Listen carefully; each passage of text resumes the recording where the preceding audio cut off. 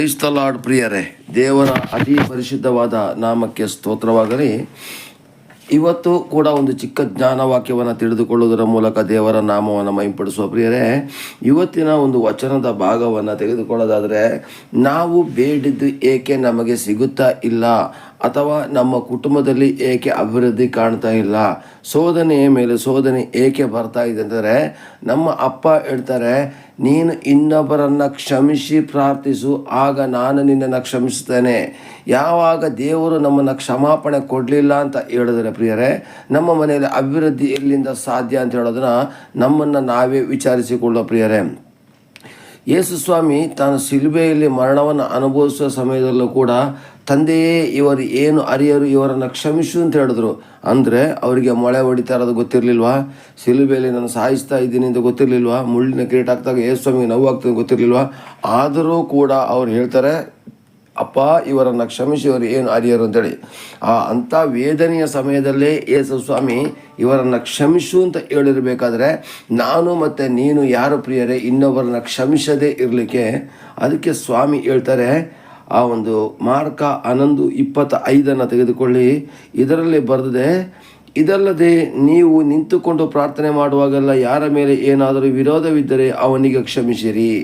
ಕ್ಷಮಿಸಿದರೆ ಪರಲೋಕದಲ್ಲಿರೋ ನಿಮ್ಮ ತಂದೆಯೂ ಸಹ ನಿಮ್ಮ ತಪ್ಪುಗಳನ್ನು ನಿಮಗೆ ಕ್ಷಮಿಸಿಬಿಡುವನು ಅಂದನು.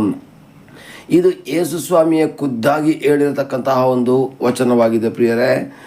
ಇತ್ತೀಚೆಗೆ ಬರತಕ್ಕಂಥ ಹೊಸ ಬೈಬಲ್ಗಳಲ್ಲಿ ಕೆಂಪು ಅಕ್ಷರಗಳಲ್ಲಿ ಯಾವುದೆಲ್ಲ ಬರೆದಿದೆಯೋ ಅದೆಲ್ಲವೂ ಕೂಡ ಯೇಸು ಸ್ವಾಮಿನೇ ಸ್ವತಃ ಮಾತಾಡಿರ್ತಕ್ಕಂಥ ಮಾತುಗಳಾಗಿದೆ ಪ್ರಿಯರೇ. ಇಲ್ಲಿ ಗಮನಿಸಿ ಪ್ರಿಯರೇ, ಇದಲ್ಲದೆ ನೀವು ನಿಂತುಕೊಂಡು ಪ್ರಾರ್ಥನೆ ಮಾಡುವಾಗಲ್ಲ ಯಾರ ಮೇಲೆ ಏನಾದರೂ ವಿರೋಧವಿದ್ದರೆ ಕ್ಷಮಿಸಿರಿ. ಇವತ್ತು ಅಕ್ಷಮಾಪಣೆ ಉಳ್ಳಂಥ ಪ್ರಾರ್ಥನೆ, ಇವತ್ತು ಸಭಾಪಾಲಕರುಗಳಲ್ಲೇ ಇವತ್ತು ವಿರೋಧ ಇದೆ, ವಿಶ್ವಾಸಿಗಳಲ್ಲೇ ವಿರೋಧವಿದೆ. ಅಲ್ಲಿ ಗ್ರೂಪಿಸಮ್, ಅಲ್ಲಿ ಆ ಸಭೆಯ ಒಳಗಡೆ ಗಲಿಬಿಲಿ. ಇವತ್ತು ಅಯ್ಯೋ ನಾನು ಅವ್ರ ಜೊತೆ ನಿಂತ್ಕೊಳ್ಳೋದಿಲ್ಲ, ಇವ್ರ ಜೊತೆ ನಿಂತ್ಕೊಳ್ಳೋದಿಲ್ಲ, ನಮಗೆ ನನ್ನ ತಂಡದವರೇ ಬರಬೇಕು ಅಂದ್ಕೊಂಡು ಸಭೆಯ ಒಳಗಡೆ ಗುಂಪುಗಾರಿಕೆಗಳು ಕಾಣ್ತಾ ಇದ್ದೀವಿ ಪ್ರಿಯರೇ.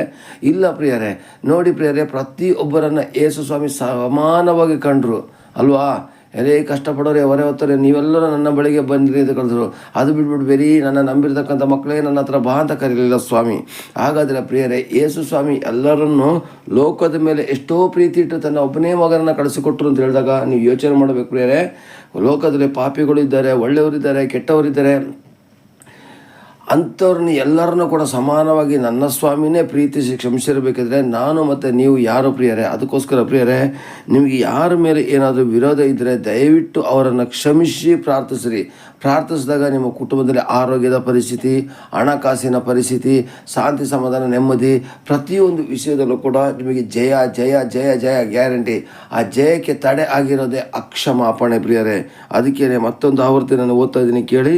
ಇದಲ್ಲದೆ ನಿಂತುಕೊಂಡು ಪ್ರಾರ್ಥನೆ ಮಾಡುವಾಗ ಯಾರ ಮೇಲೆ ಏನಾದರೂ ವಿರೋಧವಿದ್ದರೆ, ಸಣ್ಣ ತಪ್ಪು ಮಾಡಿದವರ ಮೇಲೆ ವಿರೋಧವಿದ್ದರೂ ಕೂಡ, ದೊಡ್ಡ ತಪ್ಪುಗಳನ್ನ ಮಾಡೋರು ವಿರೋಧ ಇದ್ದರೂ ಕೂಡ, ನಿನ್ನ ಜೀವಿತನೇ ಹಾಳು ಮಾಡಿರತಕ್ಕಂತಹ ಯಾರಾದರೂ ವ್ಯಕ್ತಿಗಳು ಇದ್ದರೂ ಕೂಡ ಅವ್ರನ್ನೂ ಕೂಡ ಕ್ಷಮಿಸಿಬಿಡಿ ಪ್ರಿಯರೇ. ಯಾಕೆಂದರೆ ನಾವು ದೇವರಿಗಿಂತ ದೊಡ್ಡವರಾಗೋದು ಬೇಡ ಪ್ರಿಯರೇ. ವಿರೋಧವಿದ್ದರೆ ಕ್ಷಮಿಸಿ, ಪರಲೋಕದಲ್ಲಿರುವ ತಂದೆಯು ಸಹ ನಿಮ್ಮ ತಪ್ಪುಗಳನ್ನು ಕ್ಷಮಿಸೋನು. ಹಾಗಾದರೆ ಪರಲೋಕದ ತಂದೆ ನಮ್ಮನ್ನು ಕ್ಷಮಿಸಬೇಕಾದ್ರೆ ನಾವು ಈ ಲೋಕದಲ್ಲಿ ಯೇಸು ಸ್ವಾಮಿಯ ಮಕ್ಕಳಾಗಿದ್ದುಕೊಂಡು ನಾವು ಇತರ ಜನಗಳನ್ನ ಕ್ಷಮಿಸಲೇಬೇಕು ಅಂತ ಹೇಳೋದು ಅಂಗಿನಲ್ಲಿ ನಾವು ಇದ್ದೀವಿ ಪ್ರಿಯರೇ. ಹಾಗಾದರೆ ಪ್ರಿಯರೇ, ನಾ ಕೊನೆಯದಾಗಿ ಹೇಳುವಂತಹ ಮಾತು, ನಾವು ಯೇಸು ಸ್ವಾಮಿಯ ಮಕ್ಕಳು ಅಂತ ತೋರಿಸ್ಕೊಡ್ಬೇಕಾದ್ರೆ ನಿಜವಾಗಿ ನಾವು ಕ್ಷಮಿಸಬೇಕು. ಕ್ಷಮಿಸಿ ಪ್ರಾರ್ಥನೆ ಮಾಡಿದ್ರೆ ಅದೇ ಆ ಒಂದು ಅಧ್ಯಾಯದ 24ನೇ ವಚನದಲ್ಲಿ ಬರೆದಿದೆ. ಆದ ಕಾರಣ ನೀವು ಪ್ರಾರ್ಥನೆ ಮಾಡಿ ಏನನ್ನು ಬೇಡಿಕೊಡ್ತಾರೆ ಅದೆಲ್ಲ ಹೊಂದಿದ್ದೇವೆಂದು ನಂಬಿರಿ, ಅದು ನಿಮಗೆ ಸಿಕ್ಕುವುದೆಂದು ನಾನು ನಿಮಗೆ ಹೇಳುತ್ತೇನೆ. ಈ ಕೆಳಗಡೆ ಪ್ರಾರ್ಥನೆ ಮಾಡಿದಾಗ ಮೇಲ್ಗಡೆ ಇರತಕ್ಕಂಥ ಕಂಡೀಷನ್ಸ್ ಅಪ್ಲೈ ಆಗ್ತದೆ. ನೀವು ಏನಾದರೂ ಕೆಳಗಡೆ ವಾಕ್ಯದ ಪ್ರಕಾರ ಮಾತ್ರ ಕ್ಷಮಾಪಣೆ ಕೊಟ್ಟರೆ ಆ ಮೇಲ್ಗಡೆ ನೀನು ಏನನ್ನು ಬೇಡ್ಕೊಳ್ತೀವಿ ಅದೆಲ್ಲ ಸಿಗ್ತದಂತ ನಮ್ಮ ಸ್ವಾಮಿ ಹೇಳ್ತಾರೆ. ನೋಡಿ ಇಲ್ಲಿ ಪ್ರಿಯರೇ, ಆದ ಕಾರಣ ಪ್ರಾರ್ಥನೆ ಮಾಡಿ ಏನನ್ನು ಬೇಡ್ಕೊಳ್ತೀವಿ ಅದೆಲ್ಲ ಹೊಂದಿದ್ದೇವೆಂದು ನಂಬಿರಿ ಮತ್ತು ಅದು ನಿಮಗೆ ಸಿಕ್ಕುವುದೆಂದು ಹೇಳುತ್ತಾನೆ. ಅಲ್ಲಿ ಕೆಳಗಡೆ ವಾಕ್ಯದಲ್ಲಿ ಬರೆದಿರೋದೇನು 25ನೇ ವಾಕ್ಯದಲ್ಲಿ, ಇದಲ್ಲದೆ ನೀವು ನಿಂತುಕೊಂಡು ಪ್ರಾರ್ಥನೆ ಮಾಡಿದಾಗ ಯಾರ ಮೇಲೆ ಏನಾದರೂ ವಿರೋಧವಿದ್ದರೆ ಅವ್ರನ್ನ ಕ್ಷಮಿಸಿರಿ, ಆಗ ಪರಲೋಕ ತಂದೆಯೂ ಕೂಡ ಕ್ಷಮಿಸ್ತಾನೆ. ನೋಡಿ, ಇವತ್ತು ನಾವೇ ಯಾರಿಗಾದರೂ ಒಂದು ಉಪಕಾರ ಮಾಡಬೇಕಾದ್ರೆ ಕಂಡೀಷನ್ ಇಟ್ಬಿಟ್ಟೆ ಉಪಕಾರ ಮಾಡ್ತೀವಿ. ಆಗ ಸರ್ವಶಕ್ತನಾದ ದೇವರು ನಮಗೆ ಪರಲೋಕ ರಾಜ್ಯವನ್ನೇ ದಯಪಾಲಿಸಬೇಕಾದ್ರೆ ಪ್ರಿಯರೇ, ನಾವು ಕೆಲವೊಂದು ಕಂಡೀಷನ್ಸ್ಗಳನ್ನ ಇಡಲೇಬೇಕಾದಂಥ ಅನಿವಾರ್ಯತೆ ಇರುವಂಥ ಕಾರಣಕ್ಕೋಸ್ಕರ ಪ್ರಿಯರೇ, ಅವರು ಒಂದೇ ಒಂದು ಕಂಡೀಷನ್ಸ್ ಇಟ್ಟರು, ಪ್ರೀತಿಸು, ಪರಿಶುದ್ಧತೆಯಿಂದ ನಡೆಸು ಮತ್ತು ಕ್ಷಮಾಪಣೆ. ಇದು ಮೂರೇ ಬೈಬಲ್ನಲ್ಲಿ ಹೆಚ್ಚಾಗಿ ಕಾಣುವಂಥದ್ದು. ಒಂದು ನಿನ್ನನ್ನು ನಿನ್ನಂತೆಯೇ ನಿನ್ನ ನೆರೆಹೊರೆಯವರನ್ನು ಪ್ರೀತಿಸು ಮತ್ತು ನಿನ್ನ ದೇವರನ್ನ ಪೂರ್ಣ ಹೃದಯ, ಪೂರ್ಣ ಪ್ರಾಣ, ಪೂರ್ಣ ಬುದ್ಧಿ, ಪೂರ್ಣ ಶಕ್ತಿಯಿಂದಲೂ ಪ್ರೀತಿಸು ಅಂತ ಸ್ವಾಮಿ ಹೇಳಿದಾಗೆ ಪ್ರಿಯರೇ, ಇವತ್ತು ನಾವು ಒಂದೇ ಒಂದು ಕೆಲಸ ಮಾಡುವ. ನಮಗೆ ದೇವರು ಕೊಟ್ಟಿರ್ತಕ್ಕಂಥ ಕೆಲವು ಕಂಡೀಷನ್ಗಳು, ಅದರಲ್ಲಿ ಕ್ಷಮಾಪಣೆ ಕೂಡ ಒಂದು. ನಾವು ಪ್ರೀತಿಸಬೇಕು, ಕ್ಷಮಿಸಬೇಕು, ಪರಿಶುದ್ಧತೆಯಿಂದ ವಾಕ್ಯ ಪ್ರಕಾರ ನಡೆದಾಗ ದೇವರು ತಾನೇ ಎಲ್ಲ ಕಾರ್ಯಗಳನ್ನು ಮಾಡಲಿಕ್ಕೆ ಸಿದ್ಧ ಇದ್ದಾರೆ ಪ್ರಿಯರೇ. ಹಾಗಾದರೆ ಈ ಕ್ಷಣದಲ್ಲಿ ಎಲ್ಲರೂ ಕೂಡ ಮಂಡಿ ಕಾಲೂರಿ ನಮ್ಮ ತಪ್ಪುಗಳನ್ನು ದೇವರ ಮುಂದೆ ಒಪ್ಪಿಕೊಂಡು ದೇವರ ರಾಜ್ಯವನ್ನು ಮಹಿಂಪಡಿಸುವ ಪ್ರಿಯರೇ. ಆಮೇನ್, ಆಮೇನ್, ಆಮೇನ್. ದೇವರು ನಿಮ್ಮನ್ನು ಆಶೀರ್ವದಿಸಲಿ. ಕ್ಷಮಾಪಣೆ ಹೃದಯ ಎಲ್ಲ ದೇವರ ಮಕ್ಕಳಲ್ಲಿ ಬರಲಿ ಎಂದು ಪ್ರಾರ್ಥಿಸುತ್ತೇನೆ. ಆಮೇನ್.